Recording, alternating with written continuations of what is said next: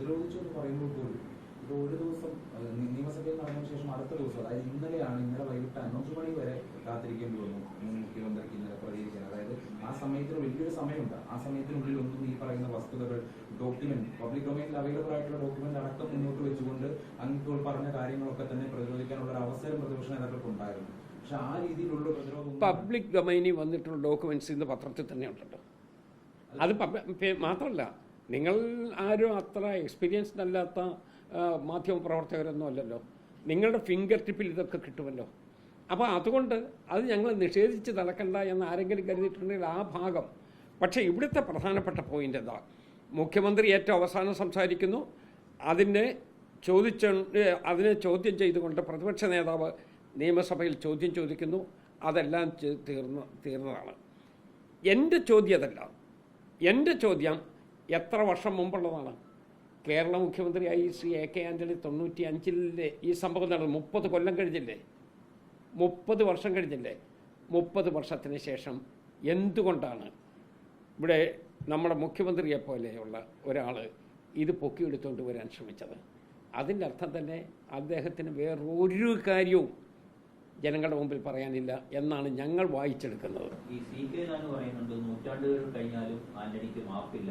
AK ആന്റണിയുടെ വൈകിയ വേളയിലുണ്ടായ തിരിച്ചറിവ് നല്ലതാണ് എന്നാണ് അവരിന്ന് പ്രതീക്ഷിച്ചത്. ആര് പറഞ്ഞു? CK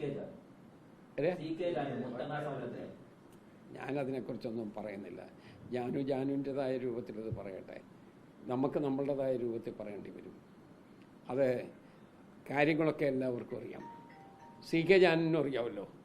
CK ജാനു അവിടെ കുടില കെട്ടാൻ അന്ന് പോയിട്ടുണ്ടോയെന്ന് എനിക്കറിയില്ല. എനിക്കതിനെക്കുറിച്ച് എനിക്കൊരു പരാമർശനമില്ല. പക്ഷേ ഇവിടെ AK ആൻ്റണി എന്നുള്ള ഒരു വ്യക്തിയെ, കേരളം ആദരിക്കുന്ന ഒരു ആളിനെ അപമാനിക്കുന്നതിന് വേണ്ടി ഈ പഴകി തുരുമ്പിച്ച ഒരായുധം എടുത്ത് വിനിയോഗിച്ചു. അതാണ് നമ്മുടെ പ്രശ്നം.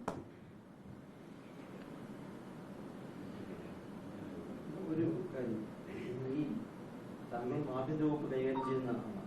അപ്പോൾ ഈ മുത്തങ്ങ സംബന്ധിച്ചുള്ള CBI റിപ്പോർട്ട് സർക്കാരിന് മുമ്പിലേക്ക് വന്ന റിപ്പോർട്ടാണ്. സർക്കാരാണല്ലോ CBIക്ക് അന്ന് വിട്ടത്. കോടതി പരാമർശം ഉണ്ടായിരുന്നു അന്ന് വിടാനായിട്ട്. അത് സംബന്ധിച്ച് അന്നത്തെ പോലീസ് സാക്ഷി സംബന്ധിച്ച് എന്തായാലും CBIയുടെ ഫൈൻഡിങ്? അത് ഫർദർ ആക്ഷൻ ഒന്നും ഉണ്ടായിട്ടില്ലെങ്കിൽ അതിൻ്റെ അർത്ഥം എന്താ? എത്ര ഗവൺമെൻറ്റുകൾ മാറിപ്പോയി? അന്നത്തതിന് ശേഷം എത്ര ഗവൺമെൻറ്റുകൾ മാറി? അത് ഞങ്ങൾ മാത്രം ഭരിച്ചതല്ലല്ലോ.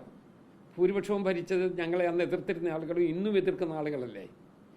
ഈ അവസാനത്തെ ഈ 30 കൊല്ലം കഴിഞ്ഞ് AK ആൻ്റണി കേരള രാഷ്ട്രീയത്തിൽ ഉണ്ടായിരുന്ന, ശക്തനായി നിന്ന ആ കാലത്തെ ഒരു കാര്യം എടുത്തുകൊണ്ടുവന്ന് ഇപ്പോഴടിക്കാൻ ശ്രമിക്കുന്ന ആളുകൾ എന്താ ഇതൊന്നും വിട്ടുപോയത്? അപ്പം ഞങ്ങളതൊക്കെ വെറും രാഷ്ട്രീയ ആയുധമായിട്ട് തെരഞ്ഞെടുപ്പിന് മുമ്പ് വിനിയോഗിക്കുന്ന ചീള് പ്രയോഗമായിട്ട് എനിക്കത് തോന്നിയിട്ടുള്ളൂ.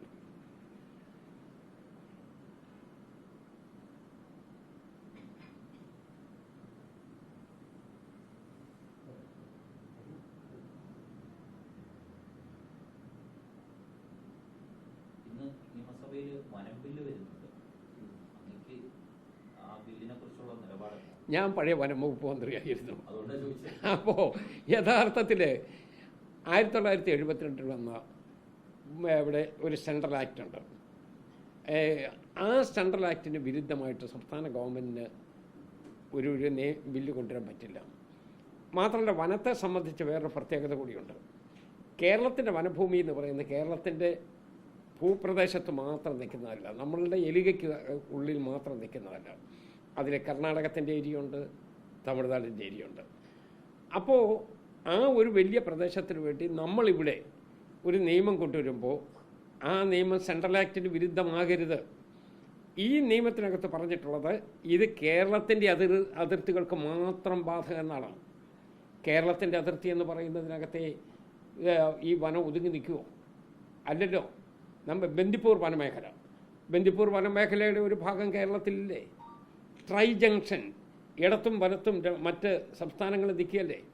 അപ്പം നമ്മളിവിടെ ഈ ഒരു മേഖല മാത്രം കാർവ് ചെയ്തുകൊണ്ട് ഒരു നിയമം ഉണ്ടാക്കിയാൽ ആ നിയമം നിലനിൽക്കുമെന്ന് എനിക്ക് ഒരു വിശ്വാസമില്ല. ആ നിയമം നിലനിൽക്കാൻ പോകുന്നില്ല. അത് പക്ഷേ നിയമം അത് പാസ്സാക്കുന്നതിന് വേണ്ടി ഇവിടെ ബില്ല് പ്രസൻറ്റ് ചെയ്തു. ബില്ലിനെ കുറിച്ചുള്ള ചർച്ച വരികയാണ്. ചർച്ചയിൽ എല്ലാവരും ഇത് ഉന്നയിക്കും എന്ന് തന്നെയാണ് എൻ്റെ വിശ്വാസം. അതിനുശേഷം ഇതിനി നമ്മളെ ഭൂരിപക്ഷം ഉപയോഗിച്ച് വേണമെങ്കിൽ അവർക്ക് പാസ്സാക്കാൻ പറ്റും. പക്ഷേ ഈ ഭൂരിപക്ഷം അനുസരിച്ച് കോടതി നിൽക്കുകയില്ല. 2 ബുദ്ധിമുട്ടുകൾ വരും. നമ്പർ 1, ഇവിടെ സുപ്രീം കോടതിയുടെ തീരുമാനം വരേണ്ടി വരും. 2, ഗ്രീൻ ട്രിബ്യൂണലിൻ്റെ തീരുമാനം വേണ്ടി വരും. അതേസമയം ഗവൺമെൻറ് ഫോക്കസ് ചെയ്യണമെന്ന് ഞങ്ങൾ ആഗ്രഹിക്കുന്ന ഒരു കാര്യമുണ്ട്. അത് വന്യജീവി അക്രമത്തിൽ നിന്ന് ജനങ്ങളെ രക്ഷിക്കുക എന്നുള്ളതാണ്.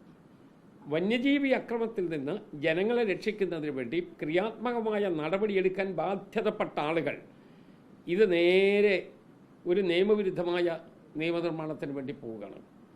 അതുകൊണ്ട് വന്യജീവി ആക്രമണത്തിൽ നിന്ന് കേരളത്തിലെ ജനങ്ങളെ രക്ഷിക്കാൻ പറ്റുമോ? വനമേഖലയിലെ ആളുകളെ രക്ഷിക്കാൻ പറ്റുമോ? അതിന് വേറെ നേരത്തെ ആളോ പറഞ്ഞോളൂ, ഉറങ്ങാൻ കണ്ടു വേറെ കുടിക്കണമെന്ന് പറഞ്ഞ പോലെയാണ്. ഇത് തീരണമെന്നൊരിക്കൽ വേറെ നിയമം ഉണ്ടാക്കേണ്ടി വരും. ആ നിയമം ഉണ്ടാക്കാൻ ഈ ഗവൺമെൻറ്റിന് ഇച്ഛാശക്തി ഉണ്ടോ ഇല്ലയോ, അതാ പ്രധാനപ്പെട്ട പ്രശ്നം.